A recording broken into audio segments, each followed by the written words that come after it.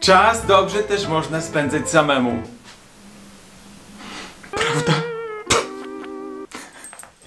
Kiedy ty masz czas dla siebie, a twoi znajomi są w pracy, są w szkole, nie mają czasu, albo po prostu tych znajomych nie masz zbyt wielu, to jakoś trzeba ten czas spędzać, żeby nie być samemu. Powiem wam tak, ja mam dosyć siedzenia w domu w czterech ścianach, dlatego to jest ten czas, żeby zrobić rzeczy, na które zawsze nie masz czasu, które odkładasz na co dzień, przez brak czasu, brak chęci. To jest ten czas, żeby zaopiekować się samemu sobą, właśnie po to jest ten weekend. I pierwsze co? Ja idę na spacer z psiakiem. I pierwsze co robię, to dzwonię do babci. Ja nie gadałem z babcią już nie wiem, tydzień. I wiecie jak to jest, nie? Że jak wy macie czas, to inni go nie mają. Jak inni mają czas, to wy go nie macie. I tak się ciągle mijacie nieustannie. Więc już wcześniej napisałem do babci, że będę dzisiaj dzwonił. I my musimy się zgadać na rozmowę telefoniczną, poplotkować o naszych sprawach.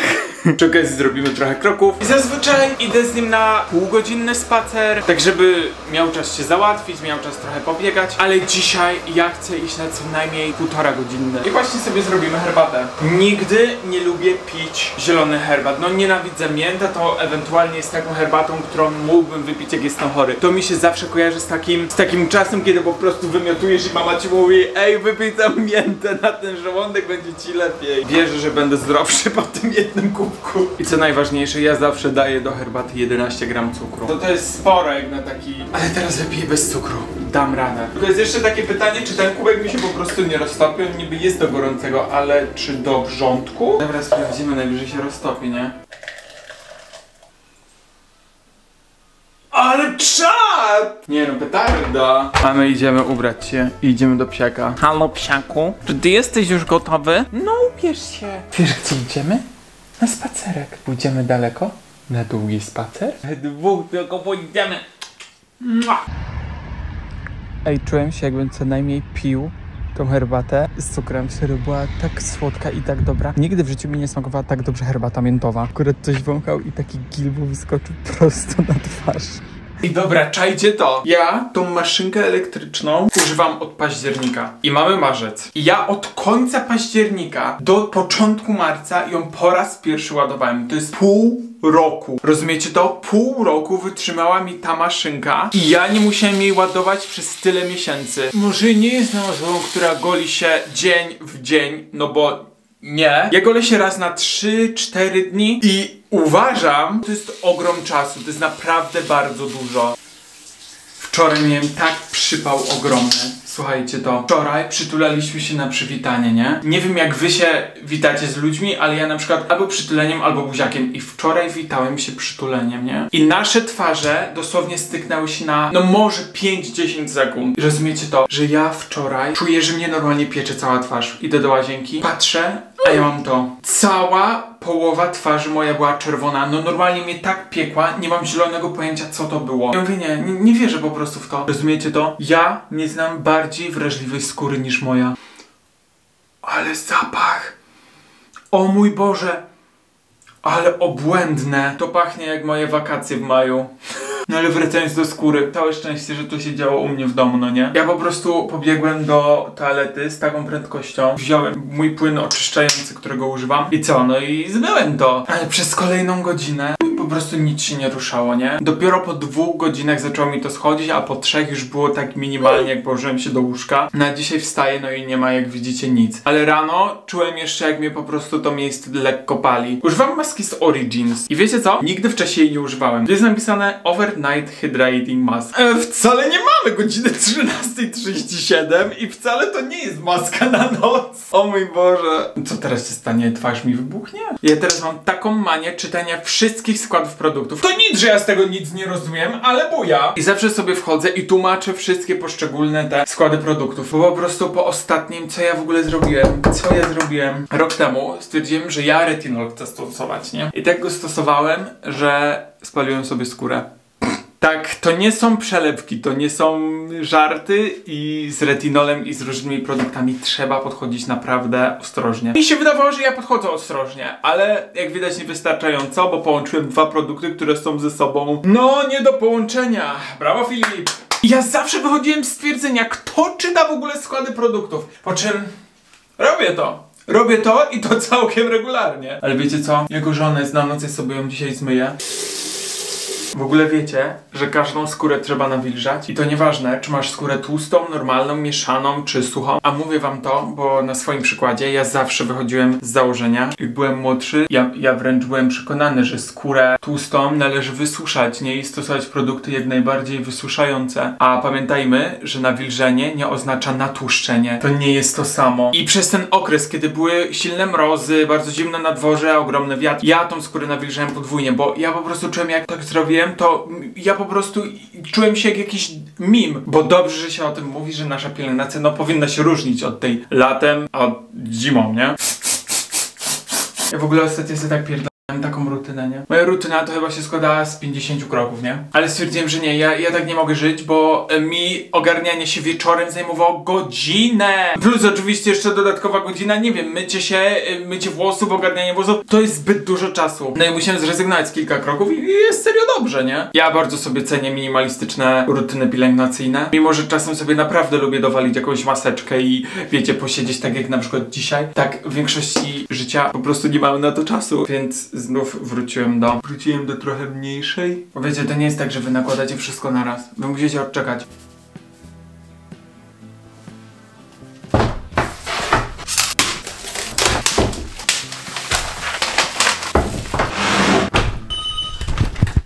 O, kurier! O mój Boże! Czy wy wiecie, co to przyszło? Sekunda! Zobaczcie to. Tutaj dostałem przesyłkę od marki Dior. O mój Boże, ochotę się popłakać. Z przyjemnością przesyłam kompleksową linię pielęgnacyjną dla mężczyzn. Jeju, bardzo dziękuję, ale piękne opakowania. To można otworzyć i w środku jest produkt. Po prostu aż mi się ręce trzęsą. No nie spodziewałem się, naprawdę zrobiło mi to po prostu cały dzień. Cały dzień praktycznie. No to teraz możemy po prostu do malowania obrazu przejść z takim impetem, że to szok. Powiem tak, jak ja mam zamalować całość tego, to ten pędzelek jest ultra mały. Kwestia jest taka, że to leżało u mnie trochę miesięcy w szafie. Liczę na to, że te farbki są jeszcze zdatne do użytku. Teraz bierzemy ten pędzel, powinniśmy go namoczyć i myślę, że tą jedyneczkę sobie weźmiemy. Wiecie, kiedy ja ostatnio malowałem farbami? Może z 10 lat temu. Wow, ale świetnie się maluje na tym płótnie. Prawda jest taka, ja mam się dobrze bawić z tym. To nie ma być nie wiadomo jak piękne, to ma być dobrą zabawą. To ma być odprężeniem się. Wiecie co? Mimo, że ja obecnie żyję życiem, o którym ja jako nastolatek zawsze marzyłem. Marzyłem o tym, by nagrywać do internetu, by mieć swoich obserwatorów, by tworzyć społeczność i by to stało się moją pracą. I w momencie, kiedy chodziłem do szkoły, wszystko było super. Nagrywanie, montowanie było moją pasją od zawsze. Tak w momencie, kiedy przestałem chodzić do szkoły i zaczęło to być moją pracą, zacząłem poświęcać temu jak najwięcej czasu. I zacząłem dostrzegać, że ja w życiu nie robię poza tym nic innego. I kiedy ostatnio ktoś mi spytał, jakie są moje pasje, byłem jak... Ale jak ja mam w ogóle pasję? No okej, no to, że montuję, to, że nagrywam, to są moje pasje, ale czy tak naprawdę to powinny być moje jedyne pasje? Powinno się mieć kilka pasji w życiu. Jedne, które dadzą ci źródło dochodu, drugie, które będą cię relaksować, a trzecie, które będą dawały ci może jakąś wartość do twojego życia. Tymczasem ja mam jedną pasję, która daje mi źródło utrzymania. I poczułem w pewnym momencie, że siedząc sam w domu, nagrywając sam, nie robiąc poza nagraniami żadnych innych rzeczy, ja po prostu przestałem mieć pomysły. Tak naprawdę, kiedy opierasz swój content na lifestyle'u, czyli na swoim życiu, to ty musisz żyć, żeby mieć ten content. Ja bardzo chciałbym podróżować, chciałbym, żeby to stało się większością mojego czasu. To nie, że chciałbym jeździć cały czas na wakacje, tylko ja bym chciał po prostu poznawać ludzi. Chciałbym poznawać kulturę inną. Chciałbym zobaczyć miejsca, których wcześniej nigdy nie spotkałem. Prawda jest taka, że poznawanie nowych ludzi, będąc influencerem, czy osobą, która po prostu pracuje sama z domu, jest bardzo duży minus pod tytułem, że nigdzie nie poznajesz nowych ludzi. W momencie, kiedy idziesz do szkoły, spotykasz nowych rówieśników, do pracy spotykasz nowych rówieśników, to cały czas jest jakaś rotacja ludzi. Ktoś nowy przychodzi, ludzie odchodzą, zwłaszcza pracując w dużej firmie, a pracując sam, dyktując sobie sam warunki, sam jesteś sobie szefem, sam jesteś dla siebie pracownikiem, pomocą w domu, czy nawet osobą, która gotuje ci posiłki. W wielu firmach właśnie są kantyny, do których ludzie chodzą, zacieśnić swoje więzi, więc wpadłem na pomysł, że może fajnie byłoby zapisać się na różne warsztaty, może powinienem robić coś innego, no bo podróżować sam odpada, boję się tego zrobić póki co. Nie przebywałem na tyle dużo za granicą, żeby czuć się na siłach, by to zrobić, prawda? Więc może to jest czas na poszukanie swojej nowej pasji, gdzie mógłbym po prostu zapisać się na różne warsztaty i tam poznawać ludzi, no bo jednak to łączy. Ja ze swoich lat szkolnych trochę mam taki hamulec przed poznawaniem nowych osób. Nie byłem odbierany dobrze w szkole, jak mam ton głosu, przez to jak się ubieram. Czułem, że te osoby, które mam wokół siebie, mi w zupełności wystarczają, tylko że wystarczało mi to, kiedy ja mieszkałem w Poznaniu, bo ja tam mam kupę znajomych, a tutaj w Warszawie po prostu nie mam aż tylu znajomych, mimo że znam, czy to z eventów, czy to z różnych spotkań, prawda, to ja nie odczuwam tego, by mógł nazwać kogokolwiek swoim przyjacielem tutaj z warszawskich stron. Mi po prostu brakuje takich prostych rzeczy w momencie, kiedy mieszkam tutaj w Warszawie. Tego, że rodzina dzwoni, że mam stawiać wodę na herbatę, bo za 15 minut będą u mnie w domu. Wiecie, to są takie proste rzeczy, o których ktoś, kto ma przy sobie rodzinę, no w życiu by nie przypuszczał i w życiu by nie pomyślał, że może to brakować. Ja zawsze byłem nauczony rodzinności, u mnie zawsze dom był pełen ludzi, więc to normalne, że takie proste rzeczy człowieka gdzieś tam dotykają i człowiekowi tego brakuje w momencie, kiedy to miał i przestaje to mieć, no. Ej, super mi się to maluje, naprawdę. To jest pierwsza godzina. Muszę się już szykować, żeby lecieć do następnego, do tego, co mam dziś zaplanowane, ale uwaga, tak wygląda obraz po godzinie malowania. I naprawdę dużo jest pomalowane, bo jest tak naprawdę nic w porównaniu do malowania tych rąk. Na tych dłoniach jest po prostu tyle numerków, że to szok. A tutaj na przykład jedno jest całe pole z jednego. Prawie jedynkę mam już całą zamalowaną. No nic, no idę posprzątać, umyć też szklankę, żeby następnym razem jak do mnie wpadniesz, wleć ci do niej sok. No nie zgadniecie, gdzie jadę, no nie zgadniecie, bo ja sam bym nie przypuszczał, że ja po prostu, no tam pojadę. Uwaga, jadę do kina, ale sam. Ja jak żyję, nigdy nie miałem okazji być sam w kinie. Kurczę, jest 18, ja na 18 mam seans, ale zawsze te 30-minutowe reklamy. To jest seans Oppenheimera. No i akcja jest taka, że on wyszedł właśnie nie pamiętam kiedy, czerwiec, sierpień albo lipiec, jakoś na wakacje. Ja nie mogłem wtedy pójść na to i tak bardzo żałowałem i ja po prostu czekałem miesiącami, aż on w końcu będzie dostępny online. No a tu nic, no cały czas gdzieś tam to wyczekiwanie było i wiecie co, ostatnio wygrał 7 Oscarów. 7 Oscarów wygrał ten film. No duma mnie rozpiera. Po tym osiągnięciu został na nowo wdrążony do kin. Ale tylko na 2 dni i z tego co patrzymy akurat w tym kinie, do którego jadę, jest tylko seans jeden dziś i jeden jutro. Dzisiaj się obudziłem, mówię, to jest ten moment, ja po prostu muszę kupić te bilety, innej możliwości nie widzę i mówię, ja muszę iść nawet do kina sam, bo ja nie mogę tego przegapić, to jest film, który po prostu trzeba zobaczyć w kinach. Domyślam się, że te wszystkie efekty dźwiękowe, wizualne w kinach po prostu odgrywają taką rolę. Zawsze no, oglądanie filmu w domu jest super, tak, ale w kinie jest jeszcze lepsze, uważam. Po prostu jadę obejrzeć i dam wam znać, jak to tam mi się podobało. I jeszcze nie samemu do kina, no co jest w tym złego? No ja nie widzę nic w tym złego, mimo że po raz pierwszy dopiero to robię, to czuję taką ekscytację, wiecie, jak przed czymś nowym, jakbym co najmniej gdzie indziej szedł. Dzisiaj rezerwowałem rano te bilety, była tylko jedna kanapa na całe kino zajęta i myślałem, że naprawdę ludzie się rzucą na ten film, bo no był bardzo oblegany i pytanie, czy ludzie nie wiedzą o tym, że go do kin znów wpuścili, czy ludzie po prostu już go obejrzeli pół roku temu i tylko ja po prostu nie zdążyłem. Rozbieram się, bo w kinie jest ciepło. Dobra. Jest 18:13. Jest...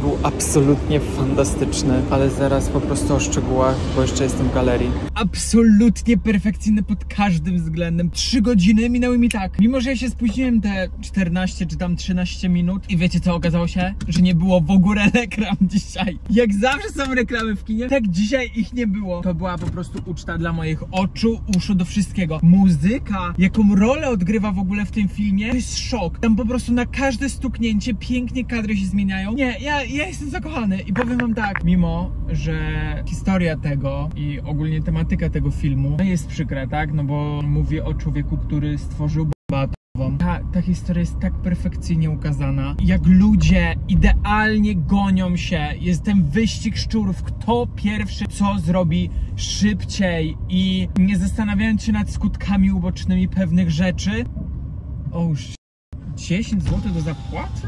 Dobra, chwilę muszę zapłacić. Ja uważam, że ten film powinien zobaczyć każdy. To, jak ten film ją przedstawia, w jaki sposób, to jak ten film ukazuje postać tego Oppenheimera, to jest po prostu coś niesamowitego. Kolorystyka tych filmów jest po prostu fenomenalna. Ja w tym miesiącu obejrzałem 3-4 seriale w tym miesiącu i każdy z nich był taki, kurczę, no czegoś mi brakowało. I ja mówię, nie, no już zacząłem powoli tracić nadzieję, prawda? I nagle przychodzi Oppenheimer. Ja po prostu jestem w szoku. Każdy z wątków, który jest poruszony w tym filmie, dotyczy tego, co ten człowiek stworzył, czyli te 3 godziny jest tak naładowane informacjami, że po prostu człowiek kompletnie się przez sekundę nawet nie nudzi. To, jaka jest gra aktorska tego głównego bohatera i wszystkich innych, to jest rzecz fenomenalna. Ja kompletnie się nie dziwię, że ten film zdobył 7 Oscarów. To jeszcze nie wygrać byle jakich nagród, tylko ten film wygrał najbardziej prestiżową nagrodę, jaką może osiągnąć film kiedykolwiek. Ja jestem pełen podziwu dla charakteryzatorów też, bo zrobili głównego bohatera jako najpierw młodego człowieka, później jako mężczyznę w dojrzałym wieku, a na końcu jako po prostu osobę starszą. To, jak ten makijaż został też nałożony na jego twarz, to jest rzecz fenomenalna. Ja nie powiedziałbym, że jest tam jakikolwiek gram podkładu czy innego produktu położony na tego człowieka, a zbliżenia na jego ręce, na jego twarz, na jego po prostu całe ciało są tak szczegółowe, mimo to tego nie widać. Cały ten film jest tak zrobiony, że ja poczułem się, jak ja bym był autentycznie na miejscu tych ludzi. To napięcie, które nam towarzyszy podczas całego filmu i ten moment, kiedy oni nad tą bombą pracują i przychodzi ten moment cały kulminacyjny tego filmu, to jest moment nie do opisania. Mi dreszcze przechodziły przez całe ciało. Ja nie dowierzałem, że ja mogę czuć się tak, oglądając jakiś film. Moje ciśnienie dopiero zeszło po całym filmie. Ja tak wyszedłem z tego kina i tak... A uważam, że oddanie emocji w filmie, czy w muzyce, czy ogólnie w jakiejkolwiek produkcji artystycznej jest bardzo trudne. Uważam, że niewielu się udaje poruszyć odbiorcy w jakikolwiek sposób. Kurczę, no ciężko będzie to przebić. Nie mam pojęcia, czy o tym wczoraj wspomniałem. Zawsze są reklamy w kinie, a wczoraj ich nie było. I nie mam pojęcia, czy dużo straciłem wczoraj, czy tylko jakiś urywek. No nie wiem, jak mam to sprawdzić. Albo wy mi możecie też napisać. O, jeżeli oglądaliście Oppenheimera, wszedłem na taki moment, gdzie on był, właśnie nie wiem, to była jakaś szkoła, czy to była akademia, czy to były już studia. I on po prostu rozmawiał z tymi profesorami. I tam były już urywki o fizyce. Nigdy nie oglądam filmów drugi raz. I jedynym filmem, jaki obejrzałem drugi raz, jest Kevin Sam w domu. No to jest klasyk, prawda? I powiem wam tak, tych filmów mogę policzyć na palcach jednej ręki. Pierwszy to jest serial The Crown. Od deski do deski mogę go obejrzeć całego. Drugi film to jest właśnie Oppenheimer. Nie, jest drugi dzień, mi brakuje słów. Szyk, szak, szok. Właśnie szykuję się do dentysty, a raczej do higienistki. Słuchajcie, trzeba dbać o swoje zęby. No trzeba dbać o to, no bo później z tego kamienia tworzą się niefajne rzeczy. Będę mieć przy okazji też robione piaskowanie. No portfel zaboli. Co mam więcej mówić? Dobrze, że mówię o portfelu, to od razu sobie hajsiwo wyciągnę. Mam wrażenie, że też to piaskowanie i ściąganie kamienia wybiela zęby. Dobra, pokażę wam moje zęby najpierw i ocenimy, pokażę wam po. Więc jakby te zęby na froncie wyglądają ok, no ale tam z tyłu naprawdę się już nagromadziło kamienia. No dobra, zobaczymy co. To jest mój outfit dzisiaj. O, nie zobaczycie w całości, czekajcie. O, właśnie taki. Jeszcze coś tu, jakiś taki błyskotek założę. Jeszcze szybki spacer z tym panem, bo już wyczekuję. Zawsze mam taki rytuał, że przed wyjściem z domu idę z psem na spacer i później daję mu smakołyki. Po to, żeby on kojarzył moje wyjście z czymś dobrym, a nie, że był zdenerwowany, że ja wychodzę bez niego. Let's go. Ja nienawidzę się spóźnić, bardzo nie lubię, dlatego zawsze jestem przed czasem bardzo długo. Akurat zamówiłem Ubera tak, żeby być co najmniej 25 minut wcześniej. I słuchajcie, po prostu jakiś korek nas spotkał. No i co? I akurat wszedłem 10 minut przed, więc nadal przed, ale jest okej. Fajnie dać też komuś czas na jakąś przerwę czy coś. Dzień dobry, cześć. Zdarzyła mi się taka sytuacja, że zaczęło mnie uwierać coś w oku. Patrzę w przednią kamerkę, a tam normalnie ułamane 1/4 soczewki. Więc szybko pobiegłem do toalety i zacząłem wyciągać tą soczewkę i zobaczcie, jak dużego kawałka w niej nie było. Tylko teraz jest jeszcze pytanie, gdzie jest drugi kawałek? Patrzcie to, sama higienizacja, sama. Ja już wróciłem do domu i ja po prostu jestem w szoku. Pani daje mi lusterko i mówi tak, zobacz. A ja mówię, o kurczę, no... Jest różnica, patrzcie to. No, dbajcie o swoje zęby. A teraz jeszcze jeden fakt. Zgadnijcie, komu pani higienistka powiedziała dzisiaj tak: Filip, nie możesz iść dzisiaj wina, to znaczy pić czerwonego wina. I mówię, spoko, nie? Nie jest żadnego buraka, soku z burakiem, mówię, tego to nawet nie lubię. I pani mówi, i tajskiego. I lampka czerwona się zapaliła i mówię, okej.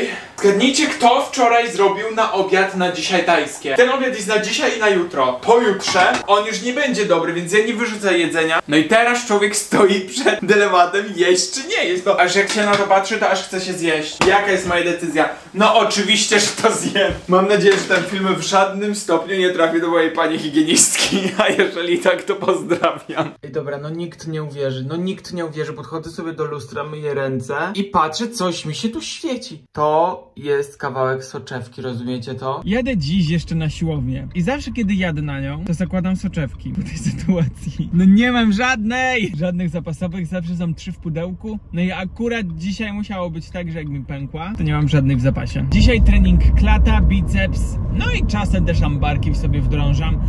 I to już jest miesiąc mija od momentu, kiedy powiedziałem sobie, znów wracam na siłownię i będę robić regularne treningi. No i moje ciało w końcu wraca do tej formy sprzed przerwy. Dzisiaj w ogóle jeszcze dostałem zdjęcia, które wykonywaliśmy w sesji grudniowej i ja powiem wam, że te zdjęcie to jest...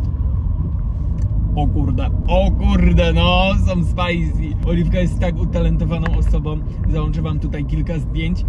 Sami ocencie, a po prostu... Ja nie wierzę, że to jestem ja. Po tej sesji mówię, nie, cała blacha serniku musi wjechać na święta. No i tak też było, nie? Balans musi być w życiu. Zdziwi was to, jak powiem, że zmieniam znowu włosy. No i teraz co my będziemy robić? Na łyso? Czy może różowe? Musicie pozostać do kolejnego dnia, bo jutro dopiero na tą metamorfozę jadę.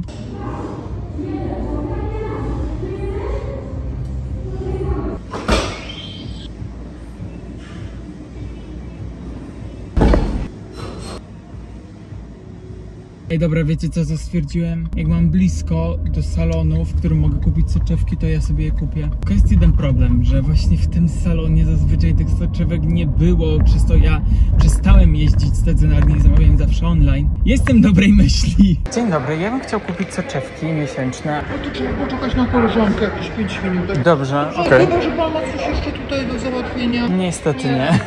Ej, dobra, mega zabawna sytuacja, bo czekałem 15 minut przy kasie, bo jedna pani drugą obsługiwała i okazało się, pani podchodzi do tej kasy i się okazało, że ten lekarz przyniósł nie te soczewki. Jedna był relaks, a drugi nie był relaks. I poszły do gabinetu obie panie i okazało się, że nie ma tej wady drugiego opakowania. I mówię, no nie wierzę, nie? Czyli czekamy w zasadzie w sumie po nic. No i okazało się, że pani przyszła z darmowymi soczewkami i dała mi po prostu od siebie z gabinetu, z szuflady. Mam zaoszczędzone 100 zł. To są darmowe i że ona mi to daje od siebie, jako że ona się pomyliła. Więc właśnie wybieram czekoladę dla pani, za chwilę im zaniosę. Poszedłem jeszcze do sklepu, bo idziemy jakoś w tygodniu do znajomego właśnie, bo zmienił sobie mieszkanie. Uwielbiamy razem grać w Monopol i on mówi, jak przyjdziecie do mnie, weźcie swój Monopol, bo ja nie mam. No i weźmiemy, ale jego. Więc prezent na wprowadzkę, ale kupiłem te czekolady, nie? Poszedłem, dałem tym paniom i mówię tak, jedna czekoladka dla jednej pani i druga czekoladka dla drugiej. Pani po prostu jak spojrzała, pani myślała, że ja żartuję, że ja wrócę z tymi czekoladami, bo ja powiedziałem, że ja wrócę, nie? Pani była tak zaskoczona. Mówi, ojeju, dziękuję bardzo i była taka wzruszona. No powiem wam, że od razu mi się ten dzień polepszył i taki uśmiech na twarzy mi się pojawił, nie? Że mnie taka miła sytuacja spotkała.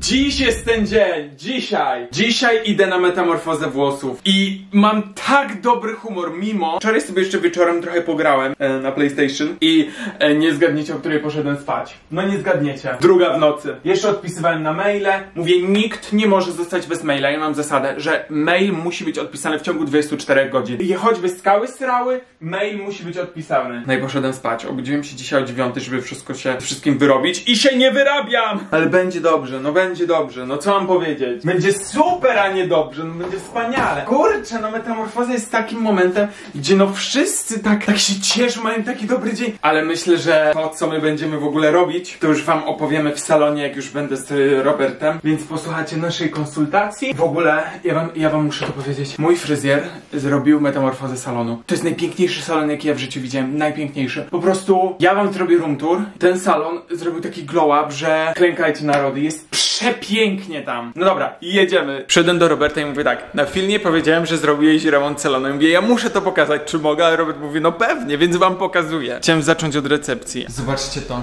Zobaczcie, jak to wygląda. To jest po prostu najbardziej pinterestowe miejsce, jakie ja widziałem na swoje oczy. Patrzcie, no przepięknie. 100% w moim stylu, ale to jeszcze nie koniec. To jest dopiero początek. Ja teraz pokażę wam najpiękniejszą salę, jaka po prostu jest w tym lokalu. Dobra, uwaga. Zobaczcie to. Boże, przecież to jest moje marzenie. To jest moje marzenie, żeby mieć tak piękny kominek i jeszcze z tak pięknym lustrem. A widzicie w ogóle to? Jakie to lustro jest wielkie? Ja może wam pokażę, jakie to jest w porównaniu do mnie. I jeszcze jest jedna kwestia, zobaczcie to. To wygląda po prostu jak z Pinteresta wyjęte. Bez przesady. Bez przesady. Jak się czujesz w nowym salonie? Dobrze. Bardzo ładnie.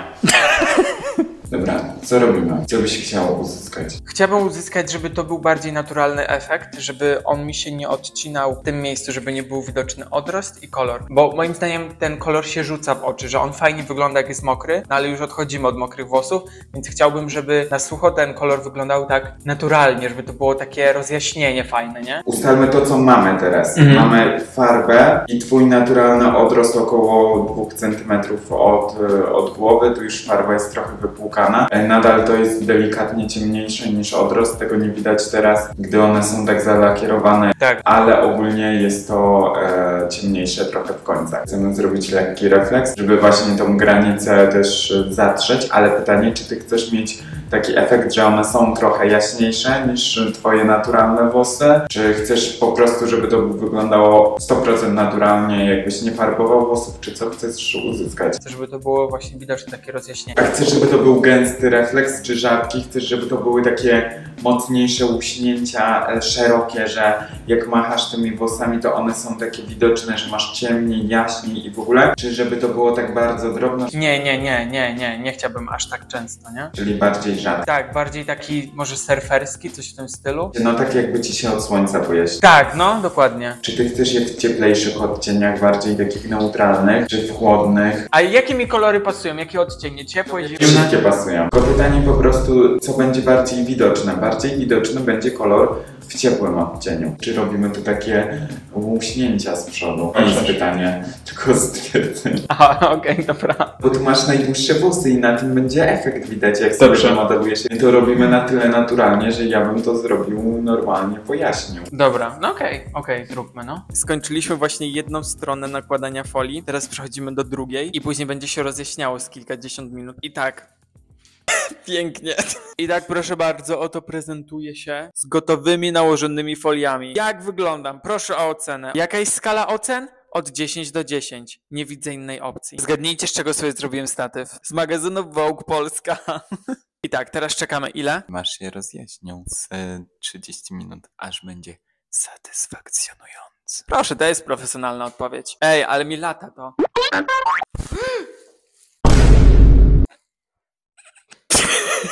Przepraszam. Boże, co za mocne. Jaka jest ulubiona część dnia moja? Wiecie, to jest bardzo proste. Jedzenie. Kij, że już zjadłem 3/4, ale nie. Kocham jeść. Kocham. Dobra, ściągamy folię i... O, nic nie widać. Oh my god. I teraz jeszcze tonowanie. Ej, to jest czerwone. Robimy strzyżenie. I teraz tak. Nigdy nie ocenia się koloru włosów, jak są mokre. No nigdy. Zawsze jest znaczna różnica, jak się wysuszy, prawda? Tak, no tu wygląda, jakbym nie miał różnicy. Bo o, jest widać trochę. No tu już od skóry głowy trochę się bardziej suche zrobiły. Nowe, świetliste włosy, proszę bardzo. Piękny front blond. Dobra, będę rozmawiać z moją mamą, dopóki ona się nie szczai, że ja mam nowe włosy. Halo? Co słychać? Tak? Hej, włosy robione? Ile zajęło? 6 minut. No mówię, wróciłeś do przedziałka. Ale kolor też jakiś tu jest niższy trochę, są jakby. No proszę, no proszę. No pięknie. No. Takie. Ej, fajnie, bo ty co jakiś czas masz tak na środek. Ładnie ci tak. A daj tatusia. Takie mam nowe włosy, proszę bardzo. Bardzo ładne. Mistrz obojętnie jakie by zrobił, to zawsze będą ładne. Czekaj, ja już ogarnę swoje włosy. Ja nie wiem, że zrobisz coś bardziej szalonego, że walniesz mi zaraz z blondem jakimś. Ej, ładnie. Ale... Nie no, mówiłem, że naturalny, nie? Efekt. No, ładnie, ładnie. Fajnie, masz takie prześwity trochę jaśniejsze, fajnie to. Tak, no. Tak jakbym wrócił co najmniej z wakacji, na których nie byłem. Dajesz okejkę? Daję. No i jak? Jak wam się podoba? To co? Widzimy się za 2 miesiące na kolejnej metamorfozie.